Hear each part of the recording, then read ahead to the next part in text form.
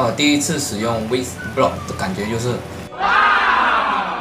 大家好，我是盛浩，欢迎来到我的频道。今天要和你分享的就是如何制作世界第一好用的 blog。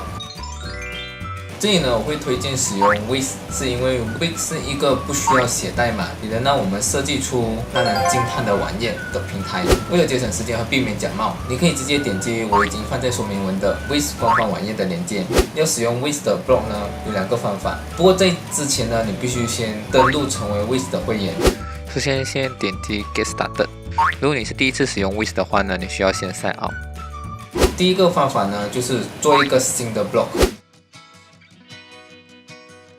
做新的 blog 呢，你可以选择使用它的 Wix ADI 或者是 Wix Editor。Wix ADI 呢，就会为你量身定做一个属于你自己的 blog。如果是使用 Wix ADI 的话，只要点击这边的 Start Now， 然后填写一些基本的资料，以便帮助到 Wix ADI 来为你设计出一个属于你个人风格的 blog。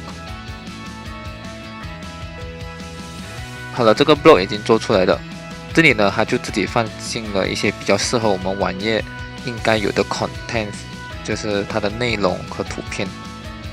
我们可以在这边做一些小小的更改。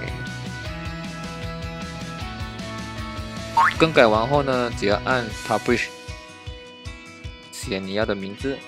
如果你有你自己的 domain 的话呢，你只要点选这个就可以了。然后我们按 Publish and Continue， 就按 View Site。这就是那个网页了。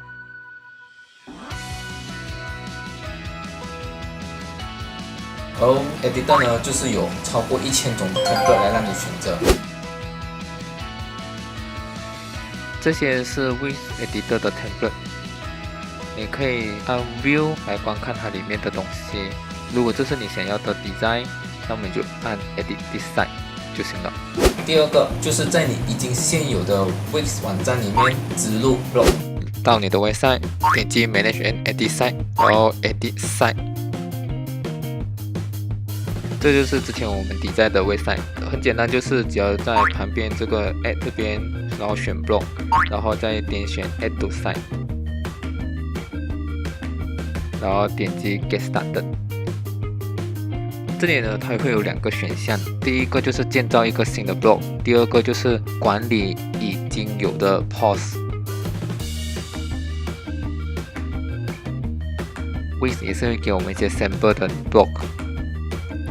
现在我们已经有属于我们自己的 blog 了。那么在下一集，我就会分享关于如何写出一个脱颖而出的 blog。当然，我还是一样会使用 Wix 来作为我的教学分享。